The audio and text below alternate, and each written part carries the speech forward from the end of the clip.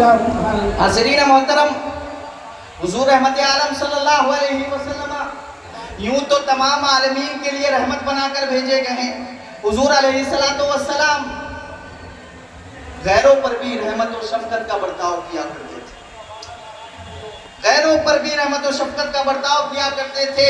اس کا تعلق دین سے ہو یا نہ ہو، اس کے لیے بھی حضور رحیم تھے۔ مگر مومنین کے لیے خاصہ یہ ہے کہ مومنین کے لیے رسول اللہ رؤوف بھی ہیں اور رحیم بھی، یہ دونوں صفت رسول کی مومنین کے لیے خاص ہے۔ رؤوف کا معنی کیا ہوتا ہے آپ کو معلوم ہے؟ جو مشقت اور پرابلم کو دفع کرنے والا ہوتا ہے اس کو رؤوف کہتے ہیں۔ رسول اللہ صلی اللہ علیہ وسلم امت کی پرابلم کو، امت جب مشقت میں پڑے گی تو اس کا دفاع کریں گے۔ آپ ان روایات کو بھی پڑھیے کہ رسول اللہ نے فرمایا کل میدان محشر میں مجھے تلاش کرنا ہوگا تو کبھی پل صراط پہ تلاش کر لینا، کبھی میزان پہ تلاش کر لینا، کبھی حوض کوثر پہ تلاش کر لینا کہ میں اپنی امتیوں کی مدد کرتا رہوں گا، ان کی پریشانیوں کو دور کرتا رہوں گا اور ان کا دفاع کرتا رہوں گا۔ یہی وجہ ہے کہ اللہ نے بالمؤمنین رؤوف رحیم ارشاد فرمایا۔ حاضرین محترم، رسول اللہ صلی اللہ علیہ وسلم رؤوف اور رحیم کس طرح تھے، میں کچھ جھلک رسول اللہ کی دکھانا چاہتا ہوں۔ مگر اس سے پہلے آپ عرب کی سویلائزیشن کے بارے میں جانیے کہ عرب کی سویلائزیشن، عرب کی تہذیب اور عرب کا کردار کیا تھا رسول اللہ کی آمد سے قبل۔ وہ عرب جو نہایت سخت پتھر دل تھے، جن کے بارے میں حضرت جعفر بن ابی طالب رضی اللہ تعالی عنہ نے نجاشی کے دربار میں فرمایا تھا کہ ہم جاہل قوم تھے، ہم مردار کھایا کرتے تھے، ہم بے حیائی کے کام کیا کرتے تھے، ہم عورتوں پر ظلم کیا کرتے تھے، ہم میں جو طاقتور تھا وہ کمزوروں کو دبایا کرتا تھا، تمام قسم کی برائیوں میں ہم ملوث تھے۔ دیکھا جائے تو یہ پس منظر آج کے دور میں بھی بیٹھتا ہے۔ آج بھی امت ان پریشانیوں میں مبتلا ہے، ہم انہی پریشانیوں میں مبتلا ہیں کہ آج بھی بے حیائی کے کاموں میں ہم سب سے زیادہ آگے ہیں۔ آپ آگے بڑھئے، تھوڑا سا آگے بڑھئے، بینیا کی طرف آگے اور بڑھتے جائیے، میلہ دیکھ لیجئے، وہاں پہ کچھ چرکیاں بھی لگی ہوئی ہیں، سب سے زیادہ ہماری قوم کے لوگ وہاں پر نظر آتے ہیں۔ آپ دیکھیے بے حیائیوں کے سارے اڈوں پر مسلمانوں کی تعداد سب سے زیادہ نظر آتی ہے، شراب کی دکانوں پر مسلمانوں کی تعداد سب سے زیادہ نظر آتی ہے، تمام برائیوں کے اڈوں پر مسلمان سب سے زیادہ نظر آتے ہیں۔ کیوں نظر آتے ہیں؟ اس لیے کہ وہ زمانے جاہلیت کے کام آج ہم نے پھر سے کرنا شروع کر دیا۔ عرب کا جب یہ دور تھا تو حضور رحمت عالم صلی اللہ علیہ وسلم کو اللہ سبحانہ و تعالی نے بھیجا تو کیا کیا؟ حضور علیہ السلام نے ہر ایک کو صراط مستقیم پر لگا دیا، ہر ایک کو نیک بنا دیا، ہر ایک کو پاک دامن بنا دیا، ہر ایک کو صاف و شفاف بنا دیا، حلال و حرام کی تمیز بتا دی۔ اللہ کے رسول صلی اللہ علیہ وسلم نے چلنے کا ڈھنگ بھی بتا دیا، اللہ کے رسول نے بولنے کا طریقہ بھی بتا دیا، اللہ کے رسول صلی اللہ علیہ وسلم نے معاملات بزنس کرنے کا طریقہ بھی بتا دیا، اللہ کے رسول نے سیاست کرنے کا ڈھنگ بھی بتا دیا، اللہ کے رسول صلی اللہ علیہ وسلم نے زندگی کے تمام گوشوں میں رہنمائی فرمائی۔ کوئی ایسا گوشہ نہیں ہے کہ جس کو رسول اللہ نے چھوڑ دیا ہو، بلکہ رسول اللہ صلی اللہ علیہ وسلم نے تمام ہی گوشوں میں رہنمائی فرمائی اور تعلیمات فرمائی کہ اے لوگو، اگر اس کو تم مضبوطی سے تھام لوگے تو تم کامیاب ہو، تم کامیاب و کامران ہو۔ ایک واقعہ مجھے یاد آ رہا ہے کہ رسول اللہ صلی اللہ علیہ وسلم نے رحمت و شفقت کا برتاؤ کس طرح کیا۔ حضرت انس بن مالک رضی اللہ تعالیٰ عنہ اس روایت کو بیان فرماتے ہیں، صحیح بخاری میں یہ روایت موجود ہے۔ ایک یہودی بچہ اللہ کے رسول صلی اللہ علیہ وسلم کی خدمت کیا کرتا تھا، ایک یہودی بچہ اللہ کے رسول کی خدمت کیا کرتا تھا۔ ایک روز آتا ہے کہ وہ یہودی بچہ بڑا بیمار ہو جاتا ہے، اور بیمار ہو جاتا ہے تو بستر پر پڑ جاتا ہے۔ اللہ کے رسول صلی اللہ علیہ وسلم اس کی عیادت کے لیے جا رہے ہیں۔ یہ کون ہے؟ مالک مختار ہیں۔ یہ کون ہے؟ تاجدار کائنات ہیں۔ عیادت کس کی کرنے جا رہے ہیں؟ غیر مسلم کی کرنے جا رہے ہیں۔ عیادت کس کی کرنے جا رہے ہیں؟ ایک پرائے کی کرنے جا رہے ہیں، صرف اس لیے کہ وہ یتیم، وہ بچہ، وہ یہودی بچہ ان کی خدمت کیا کرتا ہے۔ اللہ کے رسول جاتے ہیں، جانے کے بعد اس بچے کے سرہانے پر بیٹھ جاتے ہیں، اور اللہ کے رسول صلی اللہ علیہ وسلم اپنے علم غیب کے ذریعے یہ معلوم کر دیتے ہیں کہ اس بچے کی وفات ہونے والی ہے اور یہ بچہ مرنے والا ہے۔ اس لیے اللہ کے رسول صلی اللہ علیہ وسلم نے اس کے سامنے اسلام کو پیش کیا، اور اللہ کے رسول نے ارشاد فرمایا، اے بچے اسلام کو قبول کر لو۔ اب وہ بچہ اپنے والد کی طرف دیکھنے لگتا ہے، وہ یہودی بچہ اپنے والد کی طرف دیکھنے لگتا ہے۔ اس کا والد کہتا ہے ابو القاسم کی اطاعت کر لو، اس کا والد کہتا ہے ابو القاسم کی اطاعت کر لو۔ چنانچہ وہ یہودی بچہ لا الہ الا اللہ محمد رسول اللہ کا کلمہ پڑھ کر کے اسلام میں داخل ہو جاتا ہے، اور اس کی روح قفس انصری سے پرواز کر جاتی ہے۔ اللہ کے رسول صلی اللہ علیہ وسلم اس کے گھر سے نکلتے ہوئے یہ ارشاد فرماتے ہیں، الحمدللہ الذی انقذہ من النار، تمام تعریف اس اللہ کی جس نے اس بچے کو جہنم کی آنکھ سے بچا لیا۔ نعرہ تکبیر، نعرہ رسالت، رسول اللہ۔ حاضرین محترم، سنن ابی داؤد کی روایت ہے کہ 3095 نمبر حدیث ہے، جس میں لفظ میں کچھ اضافہ ہے۔ اللہ کے رسول اس کے گھر سے نکلتے ہوئے یہ ارشاد فرماتے ہیں، الحمدللہ الذی انقذہ بی من النار، کہ تمام تعریف اس اللہ کی جس نے میرے صدقے سے، میرے وسیلے سے اس بچے کو جہنم کی آگ سے آزادی دی۔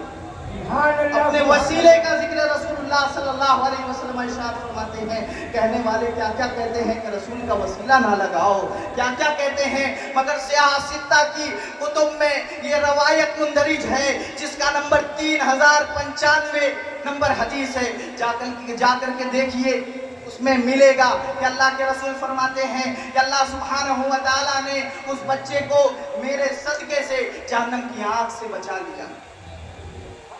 وہ بچہ ایک نوکر تھا، خدمت کیا کرتا تھا، اور وہ بچہ اللہ کے رسول کی خدمت کرتا تھا، اور رسول اللہ صلی اللہ علیہ وسلم اس کی عیادت کے لیے جا رہے ہیں۔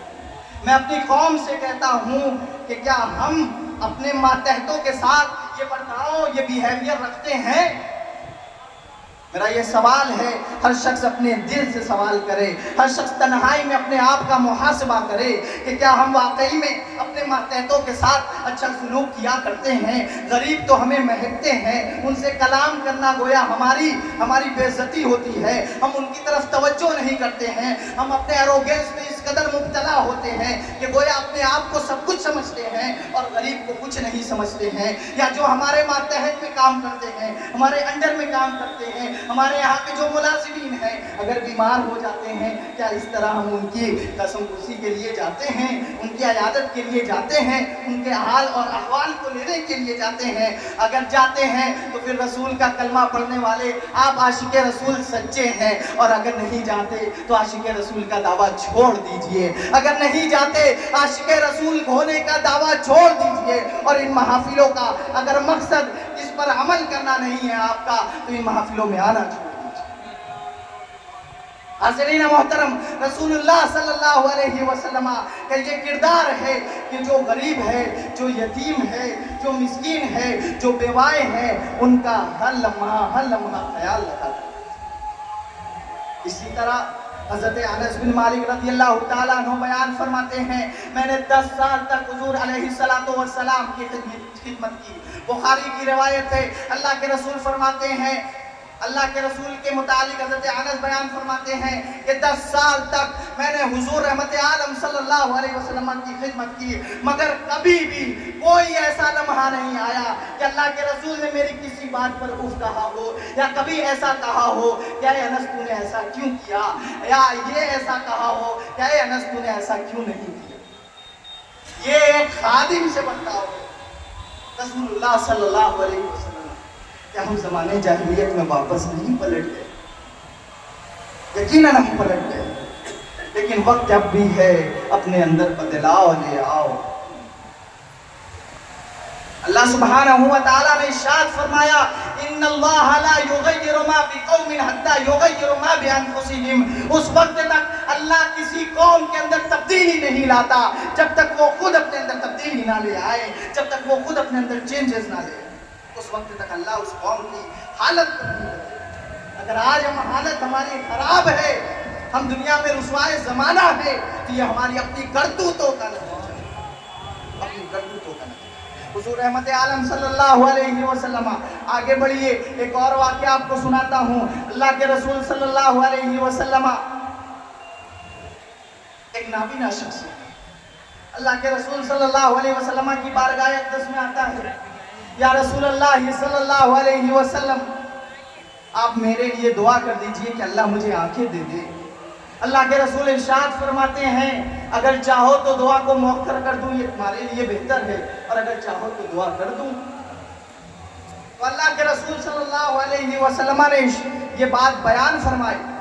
وہ صحابی کہتے ہیں کہ یا رسول اللہ صلی اللہ علیہ وسلم میرے لیے دعا کر دیجیے۔ اللہ کے رسول فرماتے ہیں کہ وضو کر لو، نماز پڑھنے کے لیے جس طرح وضو کیا جاتا ہے وضو کر لو، 2 رکعت نماز پڑھ لو۔ اس کے بعد اللہ کے رسول ایک دعا سکھلاتے ہیں، اور وہ دعا یہ ہے اللہم انی اسألک واتوجہ الیک بمحمد النبی الرحمہ۔ وہ صحابی گھر کو پلٹ کے گھر کو جاتے ہیں، وضو کرتے ہیں، 2 رکعت نماز پڑھتے ہیں، نماز پڑھ کر بارگاہ خداوندی میں عرض کرتے ہیں اللہم انی اسألک واتوجہ الیک بمحمد النبی الرحمہ۔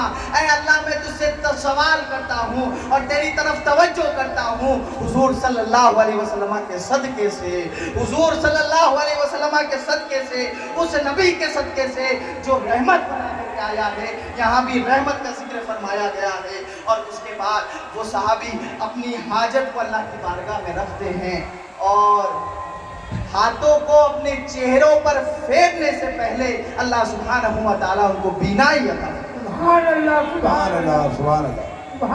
اور وہ صحابی رسول پلٹتے ہیں، اللہ کے رسول کی بارگاہ میں آتے ہیں، اور اللہ کے رسول کی بارگاہ میں آتے ہیں، صحابہ کرام کہتے ہیں کہ ہم دیکھتے ہیں کہ وہ شخص جو نابینا تھا وہ ابھی گیا تھا، اور اس طرح رہا ہے کہ جیسے وہ بہت پہلے سے دیکھ رہا ہو، اس کی آنکھیں بہت پہلے سے ہوں، وہ داخل اس طرح ہو رہا ہے۔ تو اس کو جس طرح اللہ سبحانہ و تعالیٰ نے بینائی عطا فرمائی، یہاں بھی اللہ سبحانہ و تعالیٰ نے محمد رسول اللہ صلی اللہ علیہ وسلم کی فضیلت کا بھی قرآن مقدس میں ذکر فرمایا، اور حضور علیہ السلام نے اپنے صدقے سے دعا کرنے کا بھی ذکر فرمایا اور حکم دیا۔ حاضرین محترم، اسی طرح حضور رحمت عالم صلی اللہ علیہ وسلم نے ایک صحابی کو دیکھا، حضرت ابن مسعود کو دیکھا کہ وہ اپنے غلام کو چابک سے مار رہے تھے۔ تمام کی ضرورتوں کو رسول اللہ پورا کیا کرتے تھے، کبھی جا کر ہاتھ بڑھا دیا کرتے تھے، نوکروں کا جا کر کام کیا کرتے تھے۔ خیر الناس من ينفع الناس، تم میں بہترین وہ ہے، رسول فرماتے ہیں، جو لوگوں کے لیے نفع بخش ہو، جو لوگوں کے لیے بینیفیشیل ہو۔ تم لوگوں کو کچھ دو، تم دنیا کو کچھ دو، تم دنیا کے لیے نفع بخش بنو، یہی رسول کی تعلیمات ہے، اور وہ لوگ بہترین ہیں جو لوگوں کے لیے نفع بخش بنو۔ آج ہر شخص سیلفش ہو چکا ہے، مطلبی ہو چکا ہے، مطلب پرستی کی دنیا ہو چکی ہے، اپنے کام سے کام رکھتے ہیں، کسی سے کوئی سروکار نہیں ہے، کوئی پریشان ہے، کوئی محتاج ہے، کوئی کس قدر محتاج ہے، کوئی کس قدر پریشان ہے، اس کی حال احوال لینے کے لیے نہیں جائے۔ حضرت ابن مسعود کہتے ہیں کہ ایک مرتبہ میں اپنے غلام کو چابک سے مار رہا تھا، اتنے میں ایک آواز میرے کان میں آتی ہے، اعلم ابا مسعود، اعلم ابا مسعود۔ حضرت ابن مسعود کہتے ہیں میں غضب اور غصے کی عالم میں تھا، میں نے اس آواز پر غور نہیں کی، میں نے توجہ